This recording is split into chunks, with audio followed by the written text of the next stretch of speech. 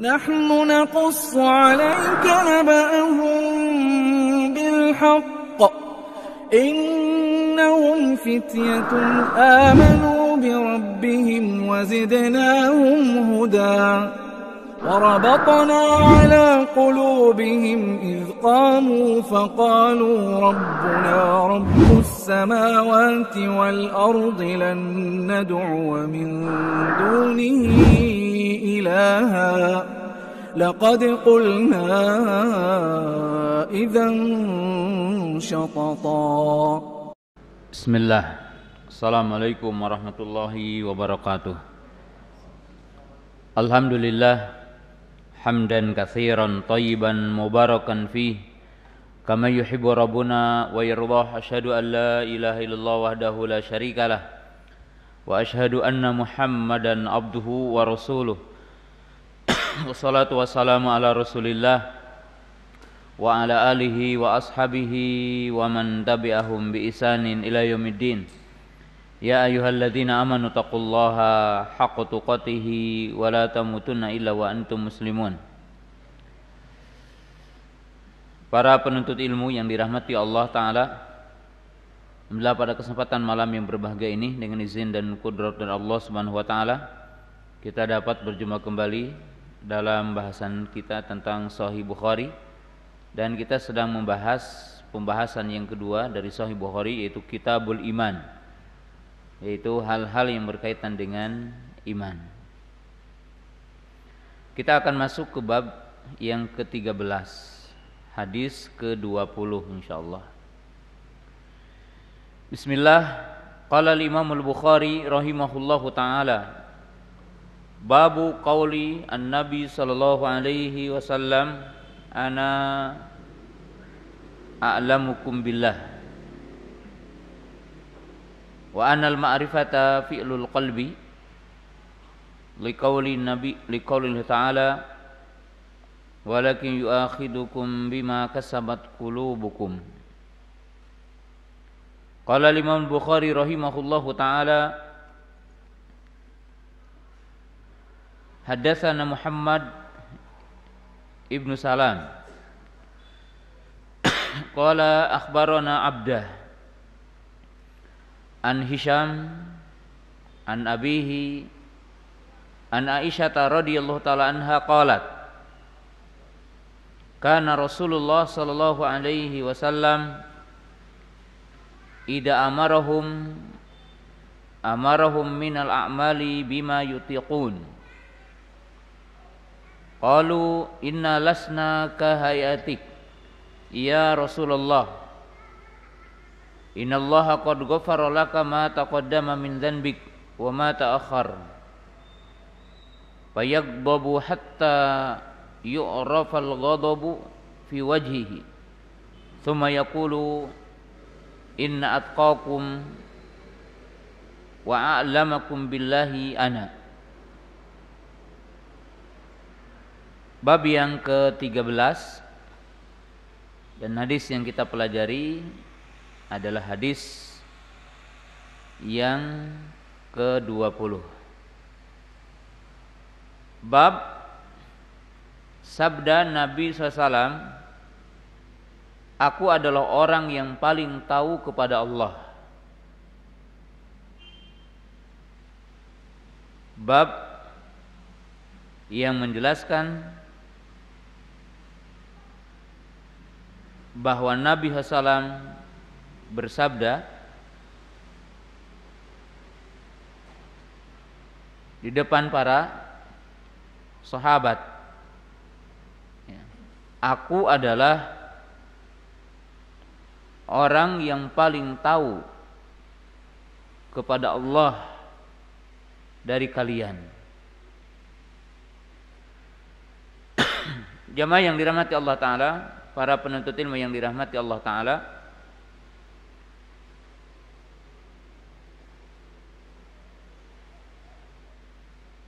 kemudian mencantumkan ayat liqaulihi ta'ala, berdasarkan firman Allah Ta'ala, walaki yu'akhidukum bima kasabat qulubukum. Tapi Allah akan mengambil artinya menghukum, mengiqab dengan apa-apa yang diusahakan oleh hati-hati kalian.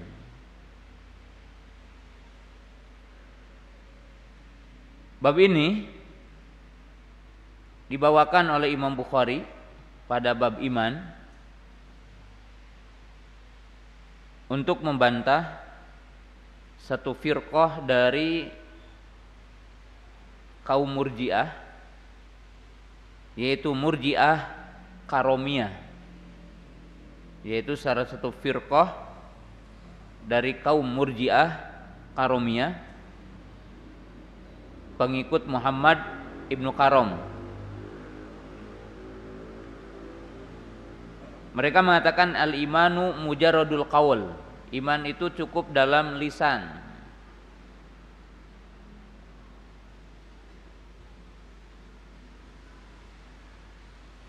Jadi iman tidak perlu amal hati dan tidak perlu juga qaul hati. Jadi tidak perlu qaulul qalbi dan tidak perlu amal qalbi.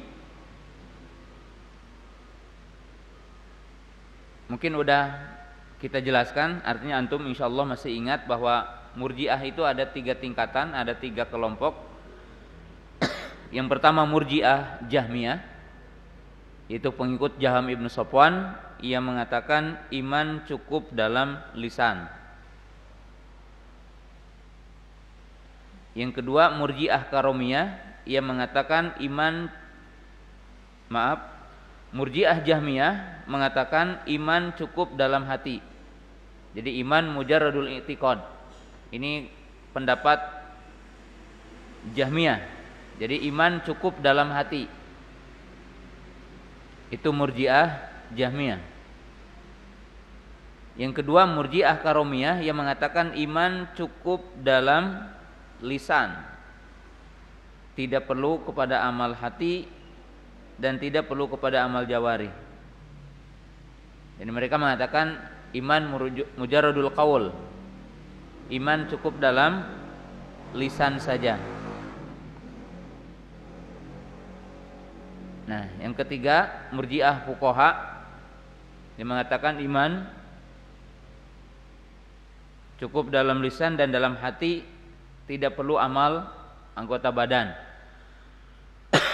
Amal tidak termasuk bagian dari iman. Nah, bab ini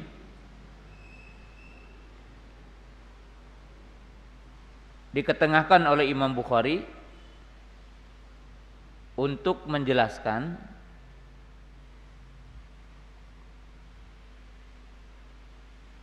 bahwa qaulul qalbi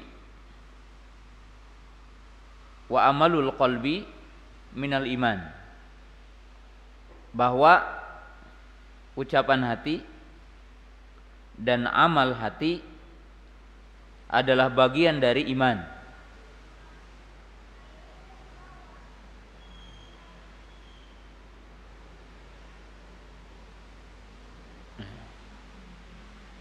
Yang dimaksud dengan qaulul qalbi adalah i'tiqad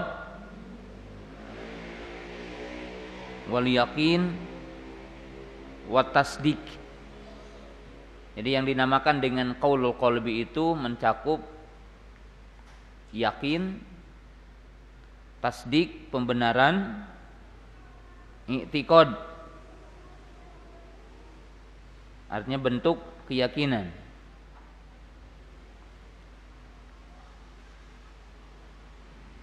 Dan ini menurut jumhur. Yang dimaksud dengan amalul qalbi kal mahabbati wal khauf wal raja wa tawakkuli wal inabah.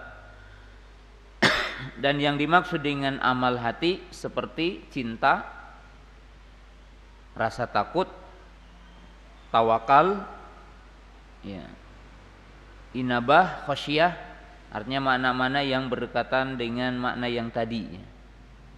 itu dinamakan dengan amalul qalbi.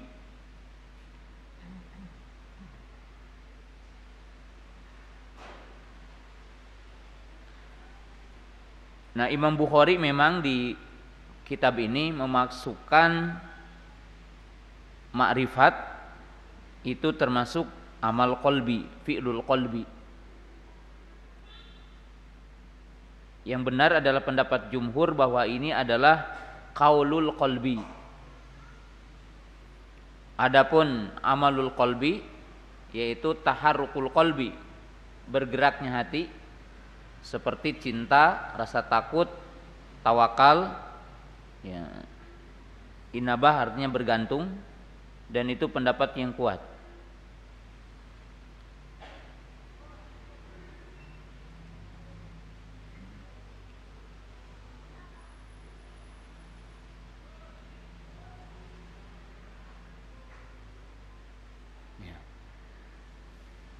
Jadi yang jelas bahwa judul ini dibawakan oleh Imam Bukhari, ayat dan hadis dibawakan oleh Imam Bukhari itu untuk menjelaskan bahwa qaulul qalbi, amalul qalbi minal iman. Itu adalah bagian dari iman. Bahkan tentunya itulah yang dinamakan dengan istilah aslul iman, pokok iman gitu. Dan bab ini dibawakan oleh Imam Bukhari untuk membantah ucapan kaum Murji'ah dari kaum Murji'ah Karomiyah yang mengatakan iman itu cukup dalam lisan, iman itu cukup qaul, ucapan saja. Seolah-olah menurut mereka orang-orang munafik itu mukmin karena mereka mengikrarkan dengan apa? Lisannya. Tapi hatinya tidak membenarkan.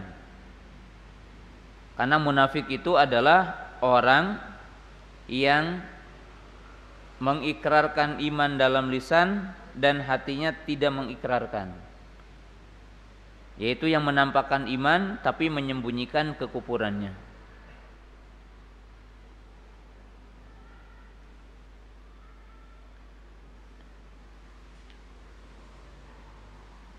Imam Bukhari mengatakan wa annal ma'rifata fi'lul qalbi, dan bahwa ma'rifah adalah fi'lul qalbi, ucapan hati, artinya perbuatan hati.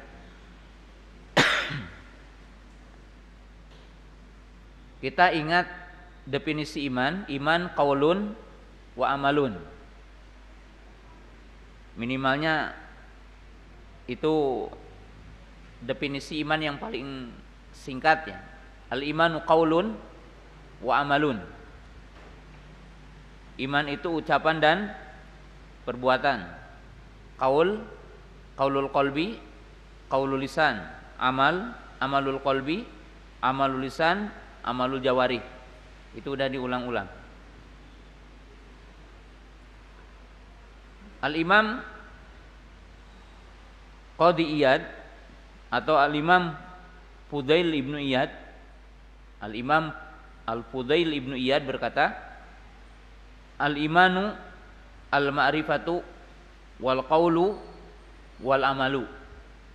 Al-imanu al-ma'rifatu wal qawlu wal amalu.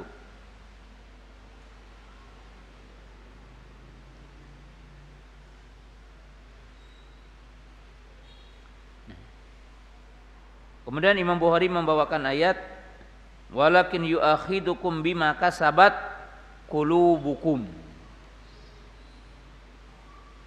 Di sini mengatakan faja'ala lil kasbi afwan faja'ala lil qulubi kasban. Jadi hati ada kasabnya. Berarti kalau dinamakan kasab ya ada perbuatan. Kamalil jawarihi kasban, seperti dalam bagi jasad ada kasab. Ya, seperti geraknya tangan, geraknya kaki, geraknya seluruh anggota badan. Maka demikian juga hati ada kasab. Ya. Dan di sini menunjukkan bahwa amal hati bagian dari iman, sebagaimana amal jawarih bagian dari iman. Sebagaimana qaul lisan adalah iman, maka qaulul qalbi adalah iman.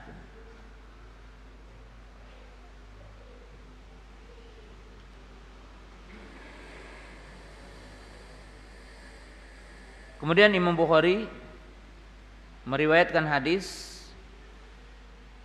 dari Aisyah radhiyallahu ta'ala anha. Hadis ini sebagai berikut. Dan rawi-rawinya udah jelas, udah berulang-ulang. Keadaan Rasulullah SAW apabila memerintah mereka, artinya memerintah para sahabat, memerintah kaum muslimin, amarahum minal amali bima yutiqun, maka Nabi SAW memerintahkan mereka kepada amal yang mereka mampu. Jadi amalan-amalan yang dianjurkan oleh Nabi SAW sesuai dengan kemampuan manusia. Wa qalu, lalu tiba-tiba ada orang berkata, inna lasna kahayatika ya Rasulullah, sesungguhnya kami tidak seperti kondisimu. Innallaha qad ghafara laka ma taqaddama min dhanbika wa ma ta'akhkhara. Sungguh Allah telah mengampunimu dari dosa yang telah lalu dan dosa yang akan datang. Jadi seolah-olah sahabat ini mengatakan, kalau kami ibadah sama denganmu, maka tidak bagus, seolah-olah mengatakan begitu. Karena engkau telah diampuni dosa yang telah lalu dan dosa yang akan datang, tidak cukup katanya bagimu, bagi kami. Fayagdabu hatta yu'rafal ghadabu fi wajhihi. Maka Nabi SAW marah sehingga diketahui marahnya dari perubahan wajahnya. Jadi wajahnya mungkin berubah, ya, seperti kelihatan merah dan semisalnya. Tsumma yaqulu, kemudian beliau berkata, kemudian Nabi SAW berkata, artinya ketika beliau menegur para sahabat itu, ketika beliau menegur para sahabat, ya, beliau mengatakan, inna atqakum, sesungguhnya aku ini adalah orang yang paling bertakwa, yaitu bertakwa kepada Allah. Wa a'lamakum billahi ana, dan orang yang paling tahu di antara kalian kepada Allah adalah aku. Jadi Nabi SAW mengatakan, aku adalah yang paling tahu kepada Allah dan orang yang paling takut kepada Allah.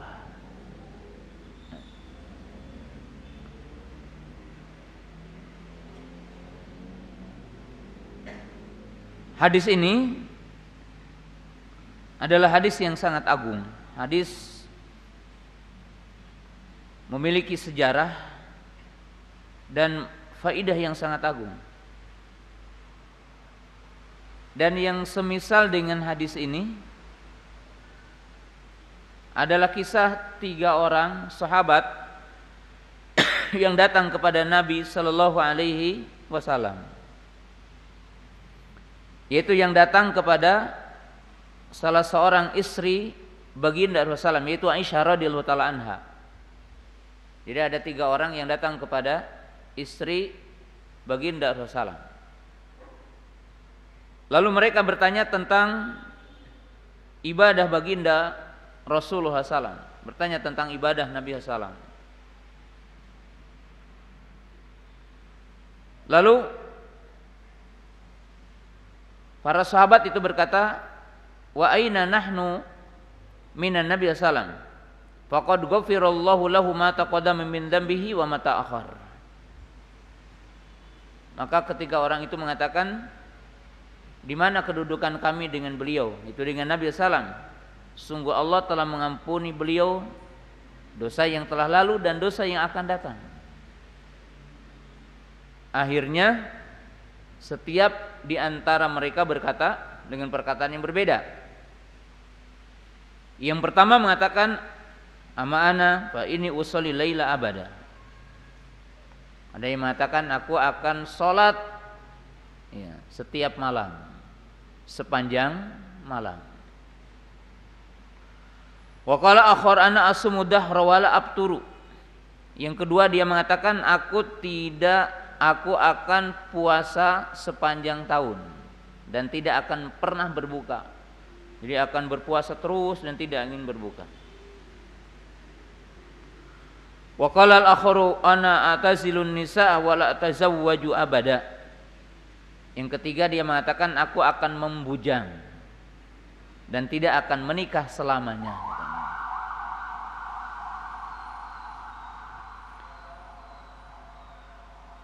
Lalu Nabi SAW datang kepada mereka. Faja'a Nabi SAW ilaihim, lalu Nabi SAW mendatangi mereka. Antum alladzina qultum kada kada wa kada. Kalian yang telah bicara ini dengan ini. Amma wallahi inni akhsyakum lillah wa atqakum lahu. Walakin asumu wa abtiru wa usalli wa arkudu wa atazawwajun nisaa faman raghiba an sunnati falaysa minni. Maka Nabi SAW mengatakan, demi Allah, aku adalah orang yang paling takut kepada Allah dan aku adalah orang yang paling takut kepadanya, artinya paling bertakwa kepadanya. Tapi aku puasa dan aku buka, aku sholat, aku tidur, dan aku pun menikah. Barang siapa yang berpaling dari sunnahku, maka ia adalah bukan golonganku. Nah ini sebagian kisah yang semakna dengan hadis ini. Jadi yang semakna dengan hadis ini. Dan hadis ini dibawakan oleh Imam Bukhari dalam bab iman untuk menjelaskan bahwa ma'rifatul qalbi minal iman. Artinya ma'rifatul qalbi minal iman. Yang menunjukkan ma'rifat itu adalah qaul qalbi atau juga dinamakan dengan amalul qalbi menurut sebagian para ulama. Sebab ma'rifat ini mengandung makna, ya, konsekuensinya adalah yakin, tasdik, yaitu keyakinan dan pembenaran, dan itu termasuk dari qaulul qalbi, yaitu apa? Ucapan hati. Adapun konsekuensi dari ma'rifat adalah mahabbah khasyiyah, maka itu termasuk dari amal qalbi. Jadi dari amal qalbi.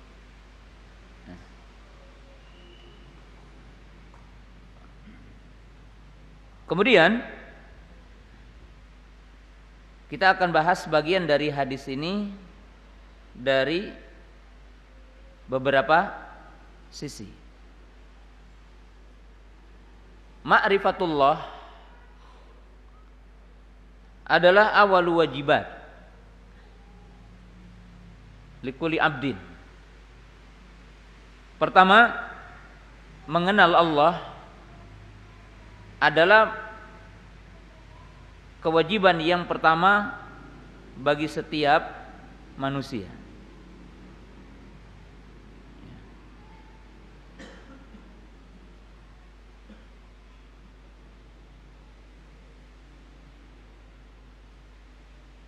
Ya, jadi ma'rifatullah.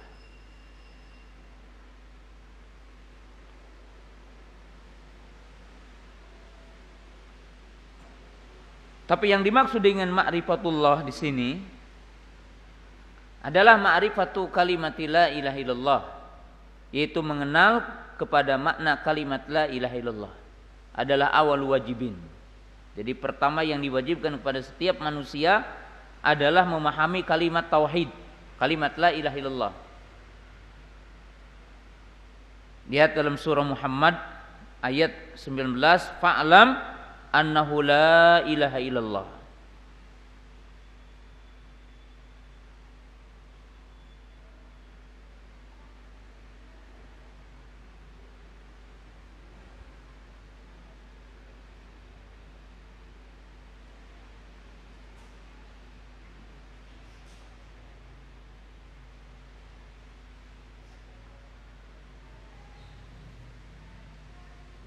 Itu dalilnya jelas, fa'lam annahu la ilaha illallah. Ketahuilah oleh Anda bahwasanya tidak ada yang berhak disembah kecuali Allah.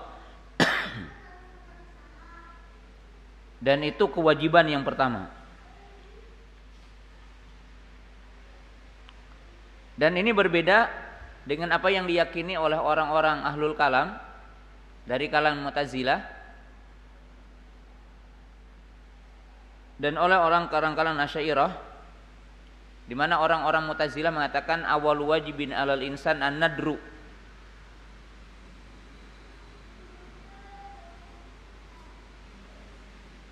Fi makhluqatihi. Di mana orang-orang Mu'tazilah mengatakan yang pertama wajib kepada manusia adalah melihat, bertafakur kepada ciptaan-ciptaan Allah. Dan mereka mengkisahkan tentang kisah Nabi Ibrahim alaihissalam. Dan tentunya ini batil.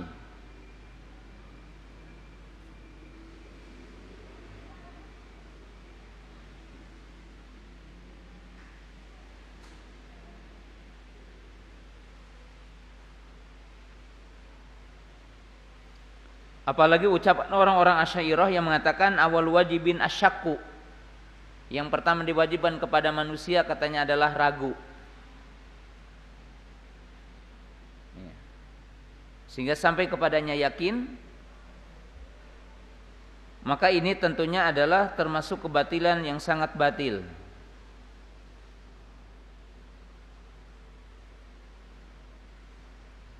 Karena kedua pendapat ini melazimkan kalau orang itu meninggal dunia sebelum beriman, masih dia bertafakur atau masih dia ragu, kemana tempat kembalinya? Kalau dikatakan tempat kembalinya adalah ke surga, maka melazimkan orang kafir masuk surga. Kalau dikatakan dia ke neraka, bagaimana mungkin Allah Ta'ala menunjukkan hambanya apa? Ke neraka. Maka kewajiban yang pertama bagi manusia adalah mengenal kalimat la ilaha illallah, memahaminya, mengamalkannya, mendakwahkannya. Konsekuensi dari kalimat la ilaha illallah. Sehingga Nabi SAW mengatakan umirtu an uqatilan nasa hatta yashhadu alla ilaha illallah.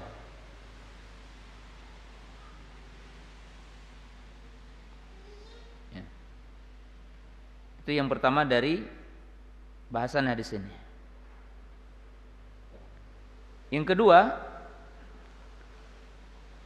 bahwa yang dimaksud dengan ma'rifah di dalam hadis ini dan dalam pembahasan di sini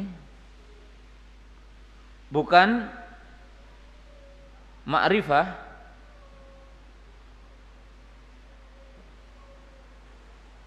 yang dimaksud oleh orang-orang Mu'tazilah. Yani ma'rifah bidunil iman, ma'rifah bidunil mahabbah, ma'rifah bidunil inqiyad wal istislam. Ya. Ma'rifat yang dimaksud di sini adalah al-ma'rifah al-mabniyah ala ta'zim wal ijlal. Yang dimaksud dengan ma'rifat yang itu adalah bagian dari iman adalah ma'rifat yang dibangun atas pengagungan kepada Allah, yang memiliki makna mengagungkan Allah, memuliakan Allah. Bukan ma'rifat dalam arti orang hanya mengenal Allah, tentang adanya Allah. Ma'rifat yang hanya orang mengatakan Allah sebagai pencipta, Allah sebagai pemilik. Ma'rifat yang seperti ini tentunya adalah diakui kecuali orang-orang ateis saja. Semua manusia intinya mengakui pencipta Allah.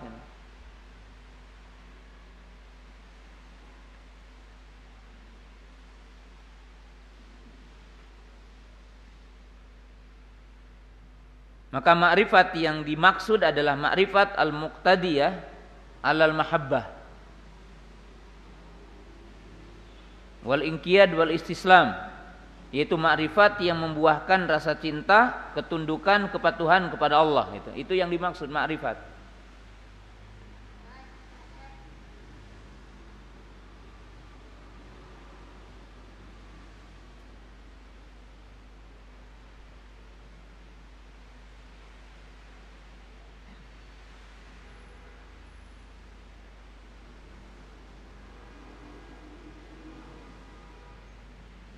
Dan makrifat kepada Allah tentunya mencakup poin-poin berikut. Ini sederhana saja dibahas karena akan dibahas di tempatnya nanti.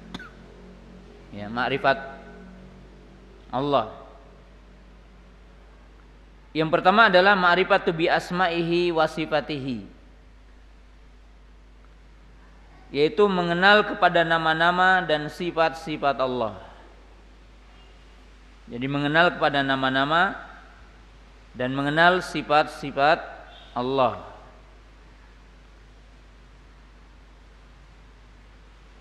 Maka dengan itu Allah mengenalkan kepada manusia nama-namanya dalam Quran, dan Nabi SAW mengenalkan kepada kita nama-namanya dalam sunnahnya.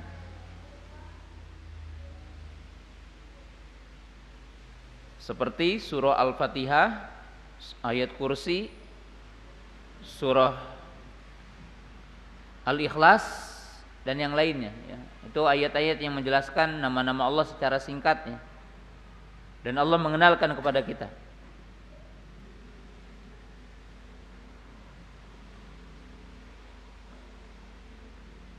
Yang kedua termasuk adalah ma'rifatu af'alihi, yaitu mengenal perbuatan-perbuatan Allah, yang dikenal juga dengan bahasa yang lainnya dengan istilah ma'rifatu rububiyatihi, mengenal akan rububiyah Allah. Allahu wal khaliq ar-razik an-nafi wa dar ila akhirih.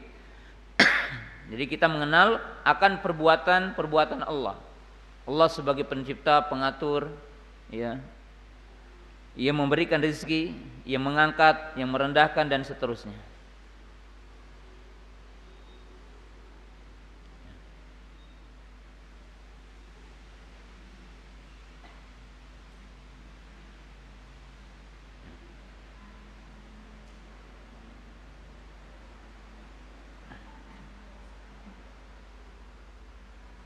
Kemudian di antaranya adalah ya, ma'rifatullah, yani ma'rifatu ahkamihi. Yani ma'rifatu ahkamihi, yaitu mengenal akan hukum-hukum Allah.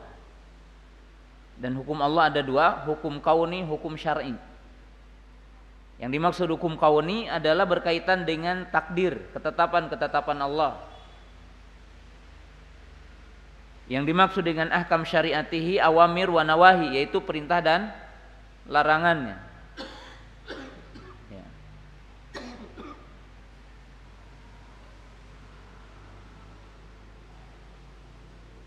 Lalu dalam hadis ini Nabi SAW mengatakan, aku adalah orang yang paling tahu kepada Allah.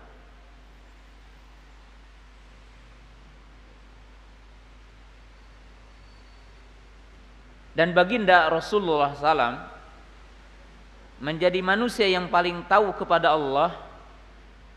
Imam Ibn Rajab mengatakan bisa dipahami dari dua sisi.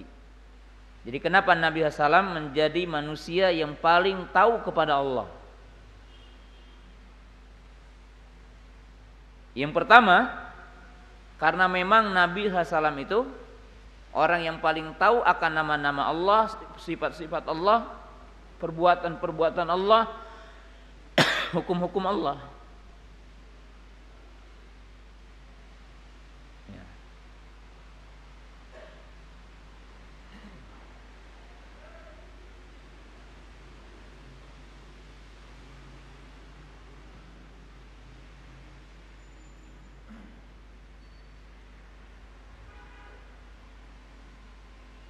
Itu yang pertama, ya. Karena Nabi SAW lebih paham kepada makna Quran, ya.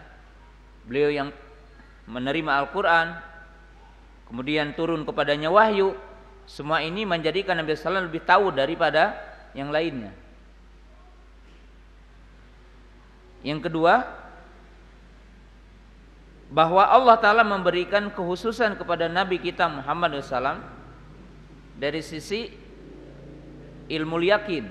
Artinya ilmu yakin yang Allah Ta'ala berikan kepadanya.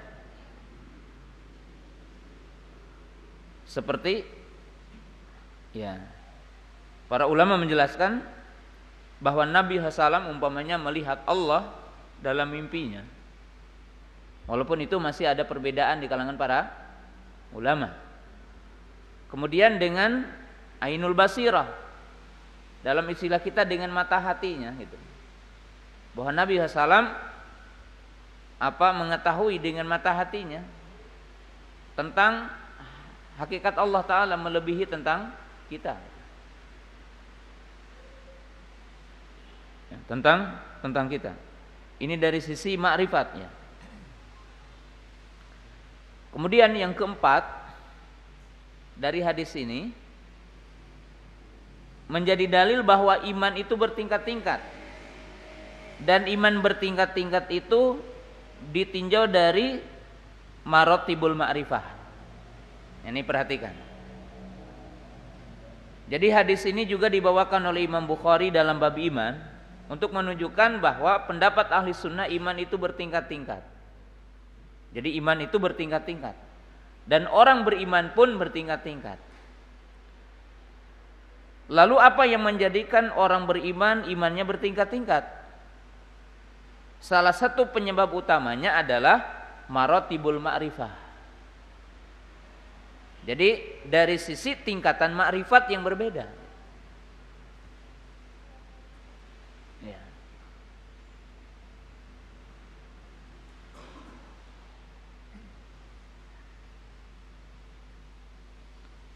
Sehingga disebutkan orang yang paling tahu akan menjadi orang yang paling cinta, gitu kan. Dan orang yang paling cinta akan menjadi orang yang paling taat, gitu kan. Jadi maratibnya itu.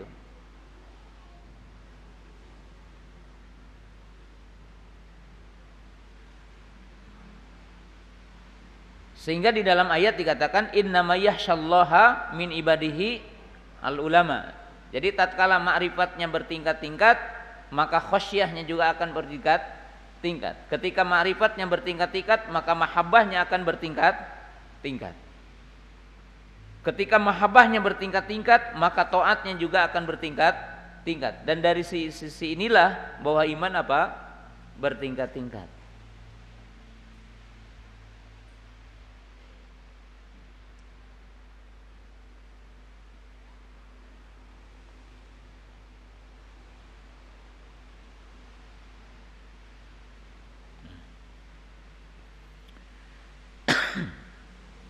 Nah, ini yang berkaitan dengan masalah iman.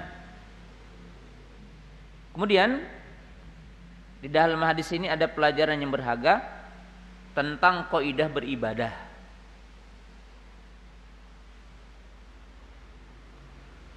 Tulis dengan kalimat yang agung, karena ini kaidah ya.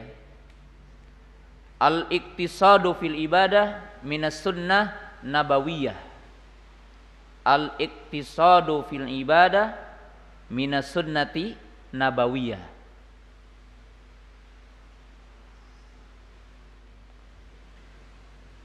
Bersikap sederhana dalam ibadah merupakan sunnah kenabian. Artinya sunnah Nabi kita Muhammad SAW. Sederhana dalam ibadah adalah merupakan sunnah kenabian. Diambil dari hadis keadaan Nabi sallallahu alaihi wasallam apabila memerintah para sahabat, maka memerintah apa yang mereka mampu.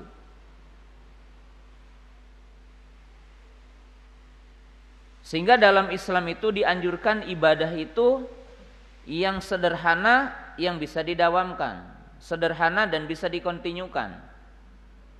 Tidak mentaklif, tidak menuntut amalan yang berat tapi tidak mampu kontinukan, tidak mampu didawamkan. Ya. Dan ada beberapa contoh bahwa Nabi SAW menegur orang yang beribadah dengan sesuatu harapan ingin dapat pahala besar, tapi memberatkan diri sendiri, yang Allah tidak membebani itu. Salah satu contoh, ada sahabat yang dibopong di apa? Ya, ditanduk dia. Lagi umroh atau haji. Lagi haji. Kenapa katanya orang itu? Ternyata dikisahkan bahwa dia bernadar akan bertawaf, tidak atau menunaikan haji dengan tidak berkendaraan. Lalu dia keletihan, badannya letih. Maka kata Nabi SAW, batalkan nadarmu dan naiklah kendaraan. Ya, jadi ditegur orang ini. Kedua, ada orang yang pingsan di sembur air. Ternyata dia bernadar untuk menunaikan haji tanpa berteduh. Jadi dia sengaja untuk berjalan tidak berteduh.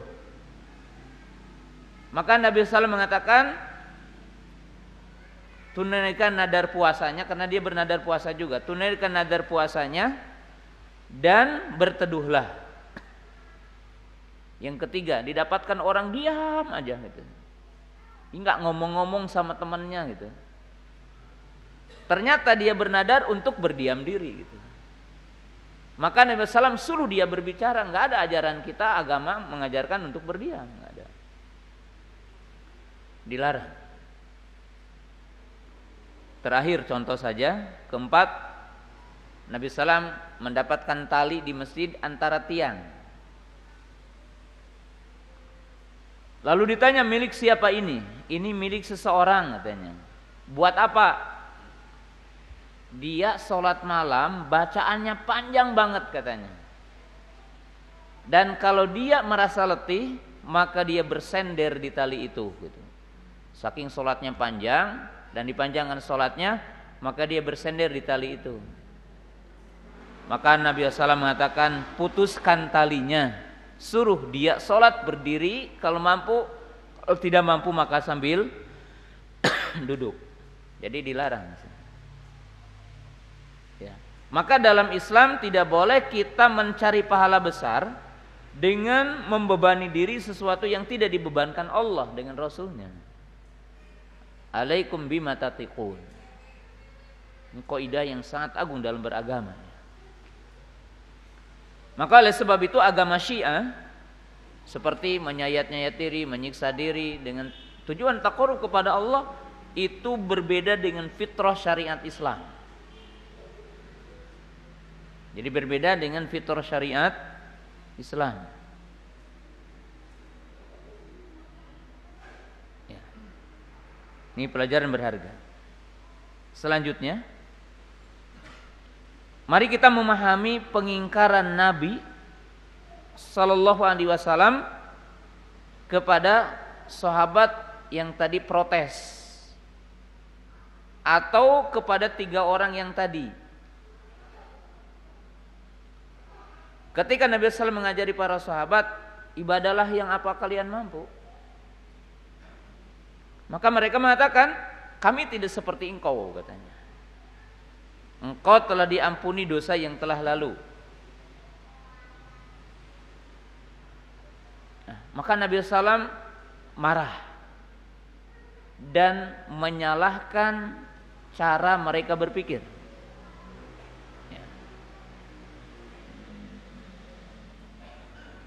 Jadi menyalahkan cara mereka berpikir. Lalu pertanyaannya, apa yang menjadi pokok pengingkaran Nabi SAW kepada mereka? Ya, kita adzan dulu dan kita langsung teruskan nanti. Kita adzan dulu. Udah? Belum? 5 menit lagi. Ya, kita tambahkan. Jadi perhatikan di sini karena ini sangat penting. Apa yang menjadi latar belakang besar bahwa Nabi SAW menyalahkan cara berpikir mereka. Jadi ini keliru, salah. Ada beberapa poin penting di mana Nabi SAW mengingkari mereka. Pertama, mungkin ini terjadi kepada kita, yaitu apa? Berdalil bahwa Allah akan memberikan maghfirah untuk melakukan kesalahan. Jadi berdalil bahwa Allah akan memberikan maghfirah untuk melakukan kesalahan. Atau seperti orang yang mengatakan yang penting bertauhid, kita tidak akan kekal di neraka untuk melakukan maksiat. Ini cara berpikir yang keliru.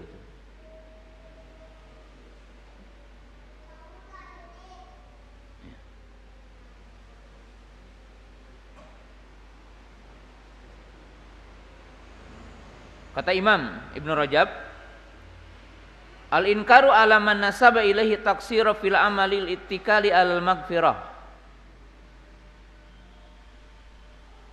Jadi pengingkaran Nabi SAW itu kepada orang yang bergantung kepada maghfirah untuk melakukan kekurangan. Tenan naonlah senang laksanakeun maksiat Allah mah pangampura ieu gitu kan gitu. Orang mengatakan, lah enggak apa-apa maksiat, Allah Maha apa? Maha pengampun. Atau seperti orang yang bergantung kepada hadis-hadis tentang keutamaan la ilaha illallah. Wah, dia mengatakan kalaupun ke neraka kita tidak akan kekalah selama bertauhid gitu ya. Nah, cara berpikir semacam ini keliru gitu. Orang bergantung kepada maghfirah Allah untuk melakukan kekurangan dalam taat kepada Allah. Nah, itu keliru. Maka oleh sebab itu Nabi SAW menjawab dalam riwayat yang lain, afala akunu abdan syakura. Ketika Nabi SAW diceritakan kakinya bengkak karena lamanya berdiri gitu kan, beristighfar sehari tidak kurang dari 70 kali, beristighfar 100 kali. Seolah-olah para sahabat bertanya, kenapa engkau masih beribadah sampai bengkak kakimu? Dan engkau beristighfar sehari lebih dari 70 kali. Dalam riwayat 100 kali. Maka apa jawaban Nabi SAW? Afala akunu abdan syakura. Tidaklah aku ingin untuk menjadi seorang hamba yang bersyukur. Jadi termasuk keliru ketika orang itu bergantung kepada maghfirah. Maka kata para ulama,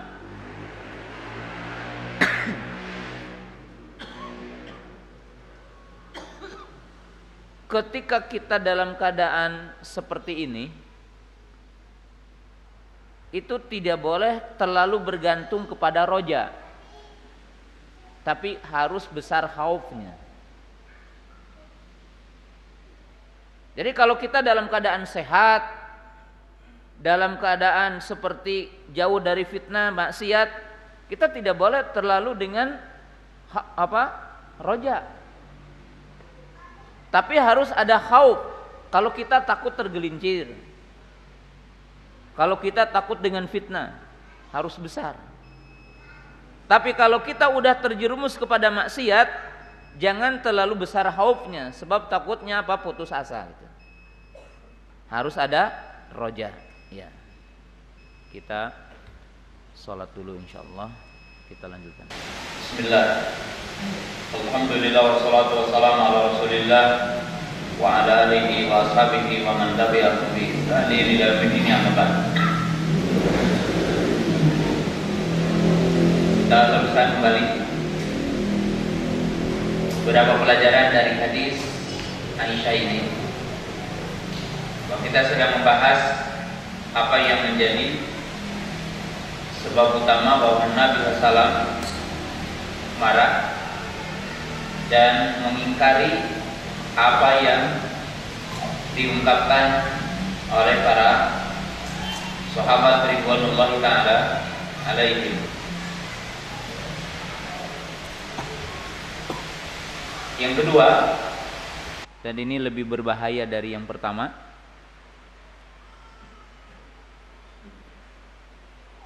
Imam bin Rajab mengatakan, hadal khata'u anal iktida'a bidahai di fil amri laisa huwal afdal balil afdalu az-ziyadatu ala hadyihi fidalik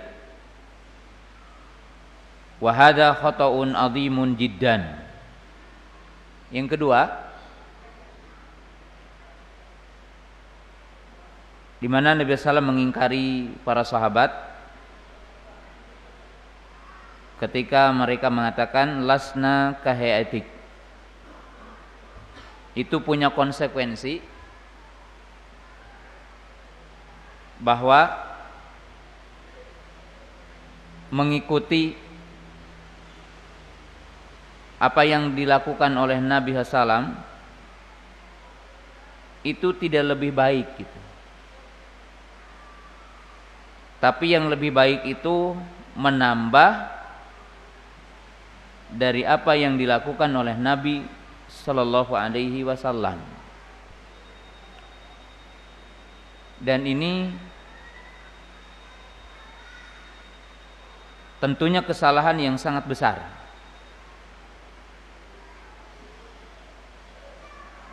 Dalam arti ketika orang tidak merasa puas dan tidak merasa cukup dengan apa yang diajarkan oleh Nabi Sallallahu Alaihi Wasallam,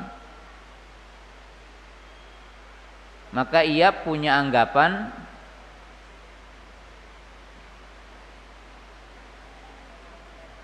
bahwa yang selainnya lebih utama gitu, bahwa yang selainnya lebih baik.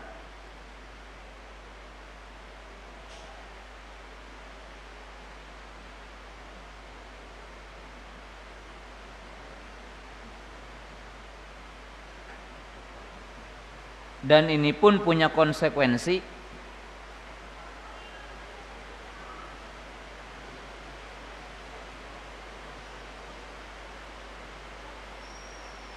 untuk tidak mengikuti sunnah Nabi Sallallahu Alaihi Wasallam, karena beranggapan bahwa penambahan dari apa yang dilakukan oleh Nabi SAW lebih baik daripada mencukupkan apa yang dilakukan oleh Nabi SAW.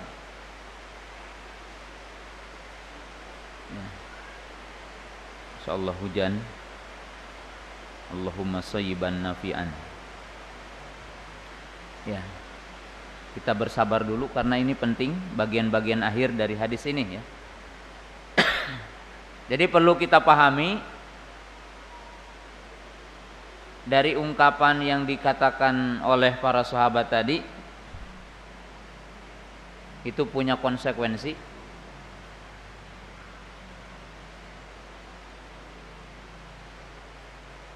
bahwa kalau kita mencukupkan dengan apa yang dilakukan oleh Nabi SAW itu tidak lebih baik gitu.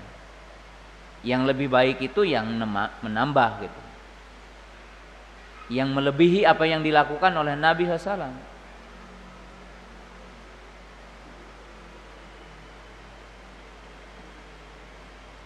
Maka dengan itu Nabi SAW mengingkarinya dengan keras sampai wajahnya berubah gitu.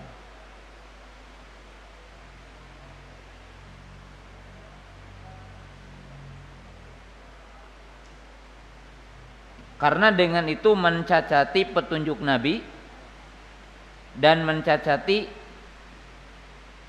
yang mengikuti Nabi SAW. Karena dianggap kalau yang dilakukan oleh Nabi SAW tidak lebih baik gitu kan, sehingga ia menginginkan yang lebih baik lagi gitu, dari apa yang telah ditunjukkan oleh Nabi SAW.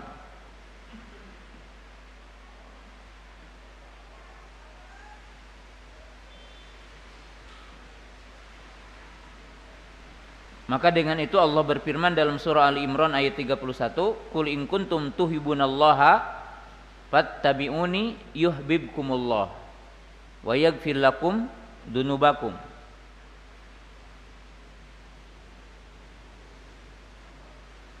Tapi dalam apa yang kita jelaskan tadi, itu tidak boleh punya prasangka bahwa para sahabat punya pemahaman seperti itu. Tidak ya. Para sahabat melakukan itu yang menjadi motivasinya adalah ghirah gitu. Bukan bermaksud ya, ingin melebihi apa yang dilakukan oleh Nabi SAW. Juga bukan ingin menyelisihi Nabi SAW. Tidak sama sekali. Tetapi para sahabat itu ingin mendapatkan sesuatu yang besar di sisi Allah gitu. Dan motivasi besar dalam amal. Sehingga mereka melakukan kata-kata tadi.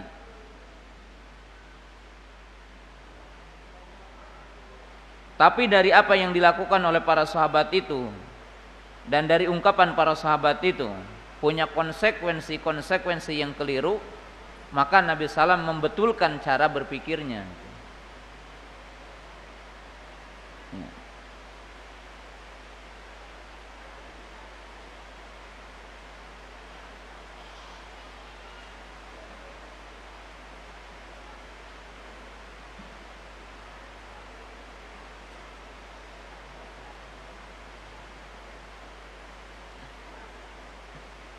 Kemudian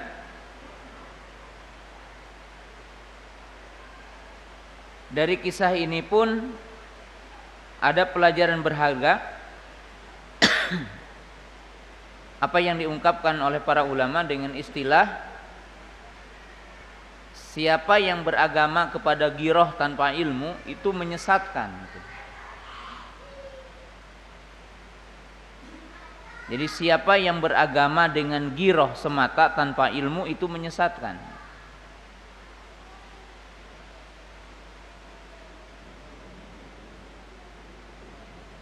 Karena setan itu akan masuk kepada kita melalui dua pintu besar katanya. Jadi setan akan menggelincirkan kita melalui dua pintu besar. Dari dua manusia yang memiliki karakter berbeda. Yang pertama, kalau orang punya ghirah agama, maka digelincirkan dengan gulu, melampaui batas, sehingga keluar dari syariat.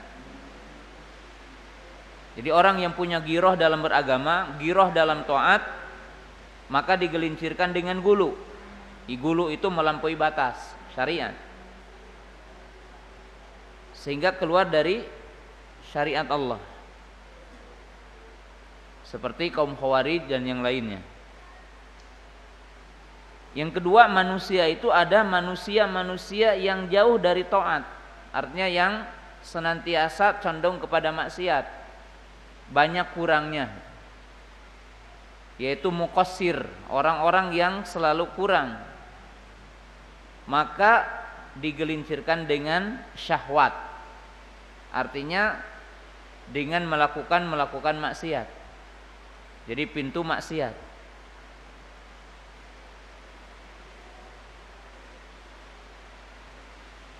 Maka yang benar iktisad, tepat gitu. Sesuai.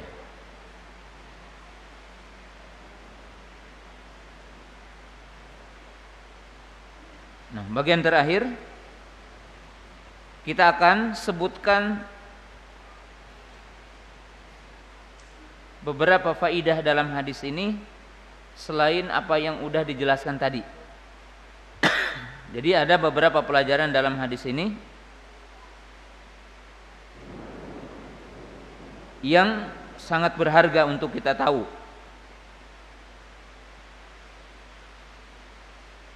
Yang pertama, bahwa amal soleh itu akan mengangkat derajat seseorang dan menghapus dosa seseorang.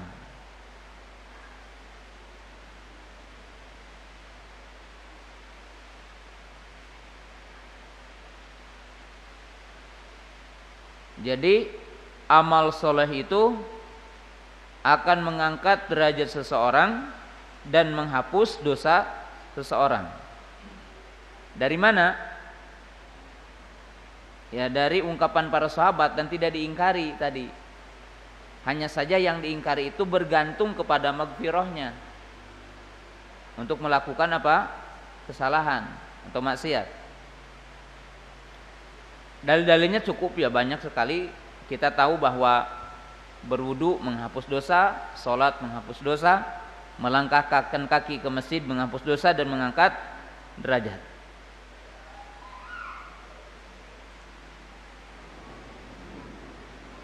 Yang kedua,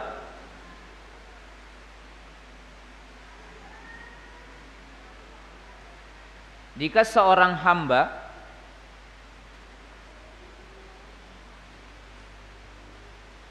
telah sampai kepada derajat ubudiyah,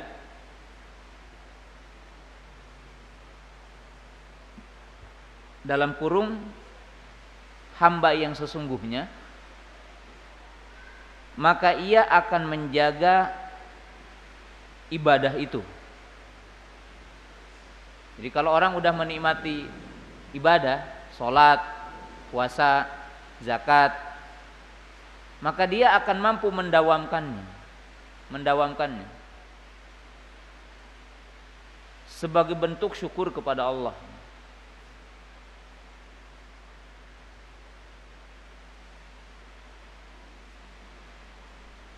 Makanya Nabi SAW itu setiap hari beristighfar tidak kurang dari 70 kali. Yang ketiga,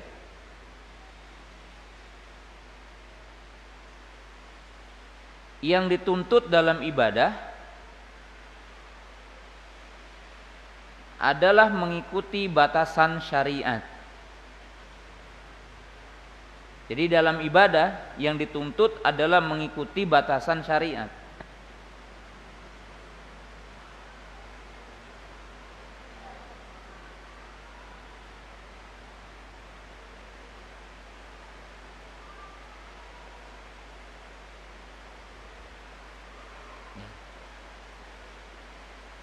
Seperti apa?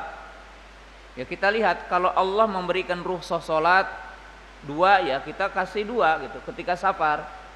Jangan gini, saya mah pingin sempurnalah pahalanya, ingin 4 gitu. Enggak ya. Ketika kita safar dan berat untuk berpuasa, ya batal dan kita buka. Karena Allah memberikan kemudahan untuk apa? Berbuka. Orang tidak boleh mengatakan begini, biar pahalanya lebih besar, enggak apa-apa, saya memaksakan apa? Puasa. Tidak demikian.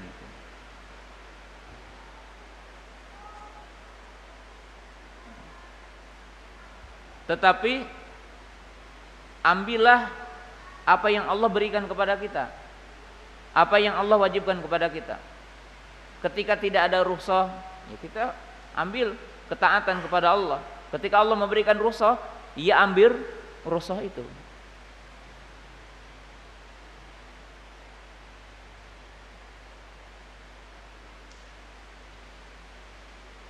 Yang keempat,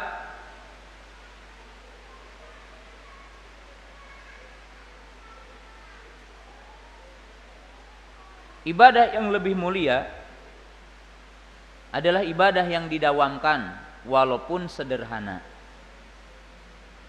Jadi ibadah yang paling mulia adalah ibadah yang bisa didawamkan walaupun sederhana. Artinya walaupun ibadah itu tidak berat, ibadah itu tidak istimewa kalau mungkin dikatakan dengan kalimat lain, tapi kita bisa untuk mendawamkannya. Mana lebih baik, puasa Daud atau puasa Senin Kemis? Tidak ada yang lebih baik. Di antara semua itu, yang lebih baik adalah tergantung orangnya. Kalau orangnya mampu mendawamkan Senin Kemis, dan tidak bisa mendawamkan puasa Daud, maka puasa Senin Kemis lebih baik baginya.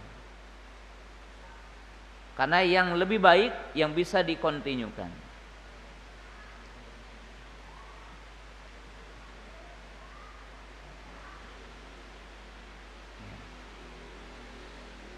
Yang kelima,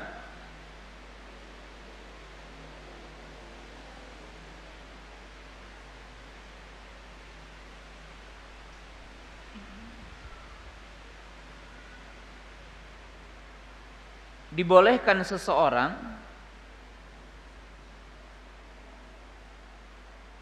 untuk mengungkapkan sesuatu yang ada pada dirinya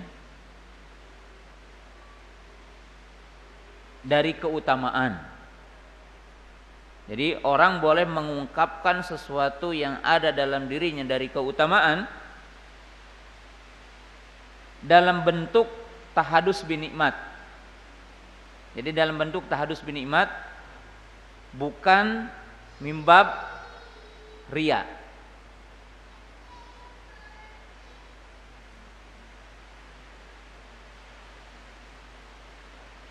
Tapi juga ketika sangat dibutuhkan.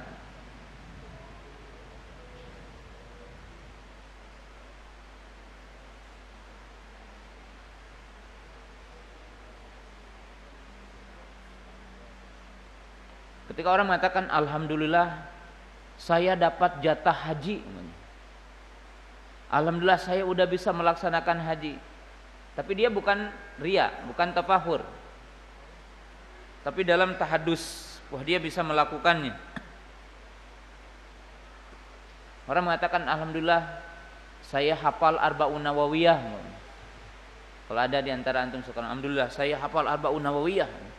Dia tahadus. Tapi bukan apa? Riyaan. Sebagaimana Nabi SAW di sini mengungkapkan, aku adalah orang yang paling bertakwa dan aku adalah orang yang paling takut kepada Allah dan aku adalah orang yang paling tahu kepada Allah.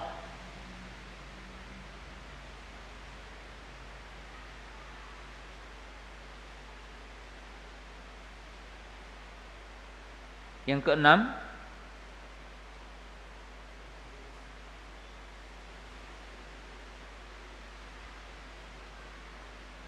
disyariatkan untuk marah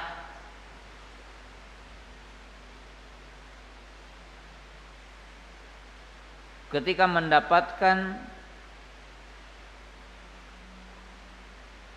penyelisihan kepada syariah. Jadi ketika mendapatkan penyelisihan kepada syariah. Bagaimana dengan hadis la taghdab gitu. Jangan marah, jangan marah. Kau di sini marah gitu. Ya. Kata para ulama tidak bertentangan. Di situ tidak bertentangan.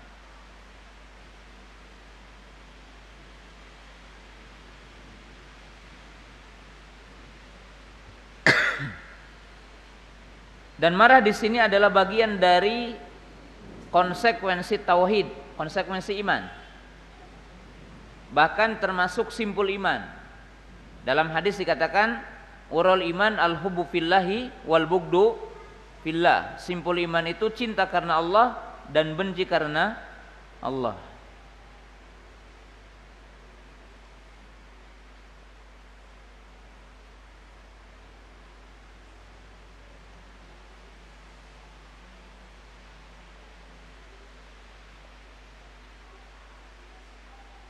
Yang ketujuh, fadlu sahabah. Jadi hadis ini tetap menjelaskan tentang keutamaan para sahabat. Dari sisi apa? Yani syiddatu raghbati sahabah alal ibadah wa ta'ah wa izdiyadil khair. Dari sisi para sahabat itu begitu semangat dalam melakukan ibadah dan ingin bertambahnya kebaikan. Dari sisi ini terpuji. Tapi kalau mubalaghah terlarang gitu. Artinya melampaui batas terlarang dalam Islam.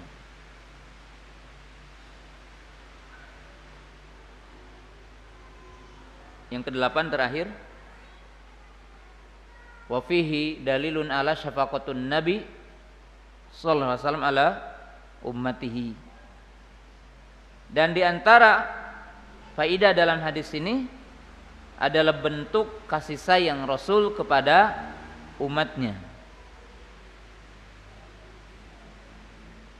di mana beliau senantiasa berusaha untuk tidak memerintah satu amalan yang umatnya tidak mampu gitu.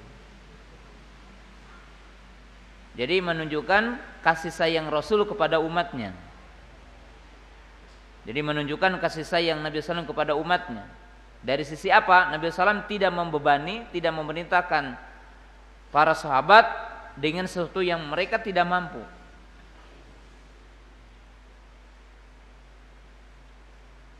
Bahkan disebutkan, jika aku diberikan dua pilihan, maka aku akan memilih yang termudahnya selama tidak menyelisihi apa?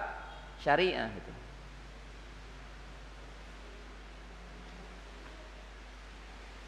Nah, dan yang sangat berharga dari hadis ini bantahan kepada ahlu bid'ah yang kalau ibadah itu ditambah-tambah gitu ya. Mau adzan baca dulu gitu, apa gitu, zikir dulu. Ya, seolah-olah tidak sempurna kalau adzan ini yang diajarkan oleh Nabi SAW kurang gitu ya.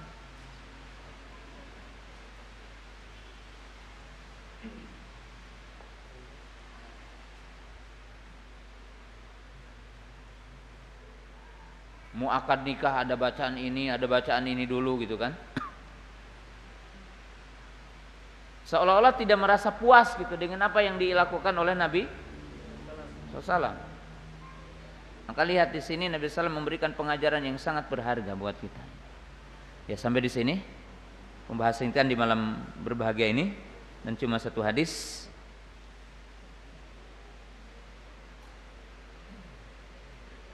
Insya Allah mungkin kabar dulu kita akan libur setahun.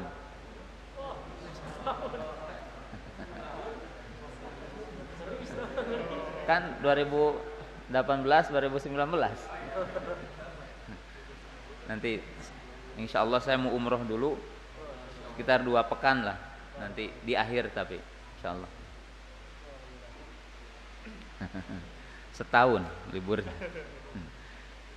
dari tahun 2018 sampai 2019. Ada pertanyaan silakan.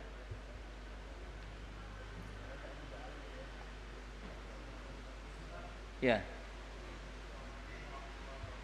Assalamualaikum warahmatullahi wabarakatuh.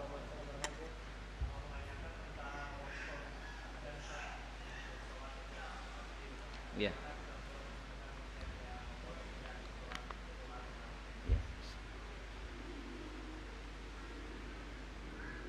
Pertanyaan berkaitan dengan hujan yang menyebabkan kita dibolehkan tidak berjamaah, atau berkaitan dengan seorang muadzin mengatakan sallu fi buyutikum sallu fi rihalikum. Tentunya tidak ada batasan yang dalam arti pasti gitu ya. Tapi masyaqqah ya, seperti hujan seperti ini boleh gitu ya. Dan bukan hanya hujan, tapi cuaca dingin. Seperti dalam kisah hadis Abdullah bin Abbas radhiyallahu taala anhuma. Ya. Yang jelas masyaqqah itu sulit berat untuk berangkat.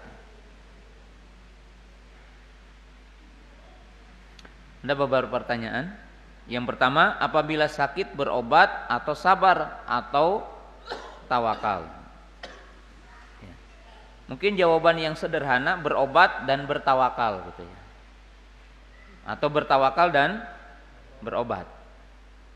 Tapi kalau pertanyaannya mana yang lebih baik, maka bertingkat-tingkat. Yang pertama, kalau tahu obat itu berharga dan bermanfaat, Dan jika tidak berobat diprediksi terancam kematian, maka berobatnya adalah wajib. Bukan hanya boleh, wajib di situ. Wala tulqu biaidikum ila tahluka. Orang tidak boleh membinasakan dirinya.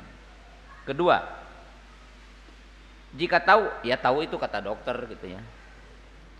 Kata dokter ini obat bermanfaat, obatnya berpengaruh. Dan jika tidak berobat akan memperlambat kesehatan. Maka di saat itu afdol untuk berobat. Jadi afdol untuk apa? Berobat. Karena sehat lebih nyaman untuk apa? Ibadah. Ketiga, kata dokter, obat bagus, tapi tidak berobat pun tidak apa-apa. Ya 3 hari juga sembuh lah. Maka lebih afdol tidak berobat. Karena menggunakan obat terutama kimiawi punya efek gitu ya. Punya efek. Sepakat nggak? Kalau sini ada ahli farmasi, maaf ya dokter saya. Tapi insya Allah sepakat ya. Tidak ada obat yang bentuknya kimiawi kecuali ada efek lain. Maka sabar lebih utama. Keempat, belum diprediksi obatnya menyembuhkan atau tidak. Kemudian juga tidak terancam. Maka dilarang kita apa? Berobat. Jadi itu hukum fikih ya, hukum fikih berbeda-beda.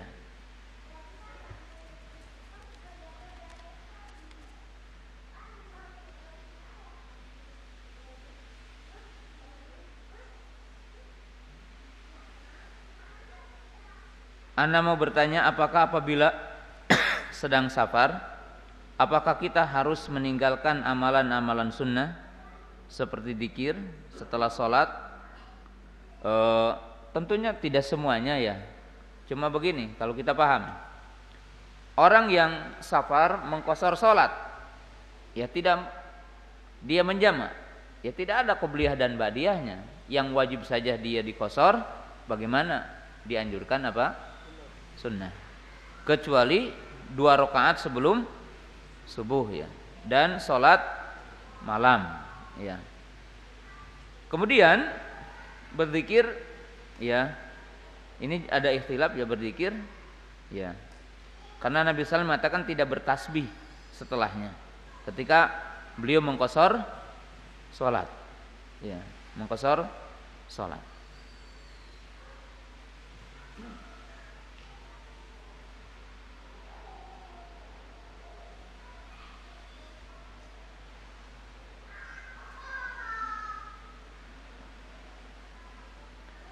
Tadi sebutkan ayat pada ayat 225 bahwa pada hati ada kasab.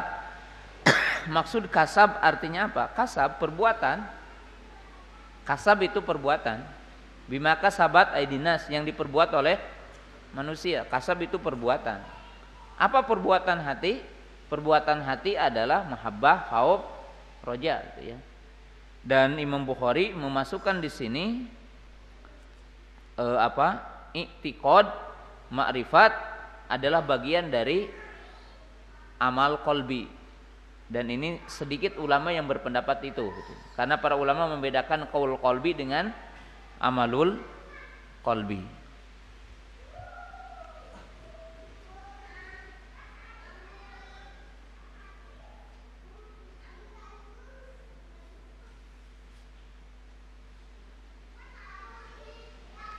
Mohon dijelaskan kriteria dalam memilih guru bagi penuntut ilmu syar'i yang masih awam.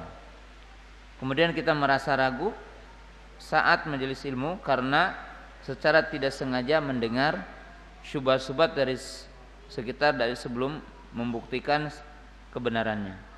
Ya, jamaah yang dirahmati Allah Ta'ala, teman-teman yang dirahmati Allah Ta'ala, guru adalah imam kita ya, tentunya di sini harus dicatat. Dan sesungguhnya digambarkan oleh para ulama bahwa murid itu bagaikan jenazah di tangan yang memandikannya gitu kan. Maka disyaratkan bagi orang belajar itu benar bukunya dan benar gurunya. Bahkan syarat seseorang itu berada dalam hidayah, sanadnya yang benar. Al-isnadu minad-din. In hadal ilma dinun fanduru amman ta'khudu dinakum. Amman ta'khudu dinakum. Ya.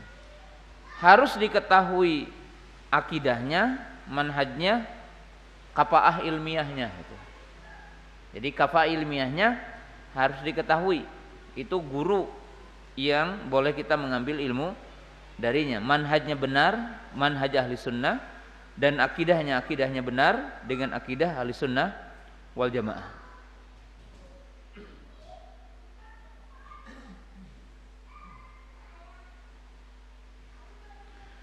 Jika masuk ke dalam masjid dalam keadaan azan sudah dikumandangkan, lalu kita ingin sholat qobliyah tahiyatul masjid, apa yang harus?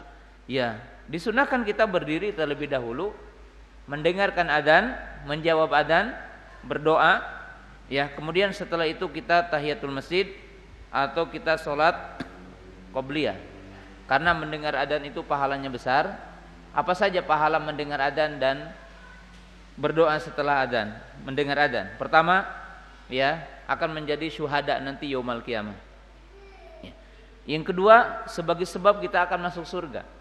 Yang ketiga, sebab kita akan diberikan maghfirah oleh Allah Ta'ala. Yang keempat adalah sebab kita akan mendapatkan syafaat dari Nabi Sallallahu Alaihi Wasallam. Jadi setidaknya ada 4 keutamaan menjawab adzan, ya. Dapat maghfirah, masuk surga, dapat syafaat, ya.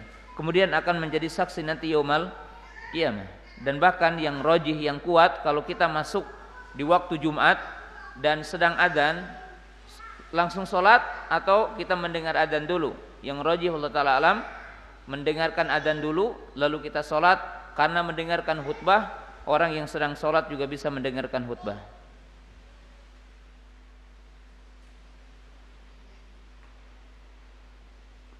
Dalam berwudu 3 kali basuhan hukumnya apa? Bolehkah kita kurang dari atau lebih? Kalau kurang boleh, selama itu cukup 1, 2, atau 3. Dan 3 adalah sunnah, 2 adalah sunnah, 1 adalah sunnah. Ya, dan kadang-kadang kita 1, kadang-kadang kita 2, kadang-kadang kita 3. Tapi tidak boleh menyengaja lebih dari 3. Kenapa dikatakan tidak boleh menyengaja? Ya kalau kita udah 3 ternyata masih ada gitu ya, yang tertinggal, maka dicuci. Karena di dalam hadis dikatakan paman zada faqad dzalama wa asaa. Siapa yang menambah dari 3 maka dia telah berbuat dolim dan telah berbuat sebuah kesalahan. Ya. Bolehkah belajar tahsin dan bahasa Arab kepada asatid yang tidak bermanhaj salaf? Ya, yang bermanhaj salaf juga banyak insyaallah ya. Jadi tidak perlu kepada yang lainnya insyaallah. Ya.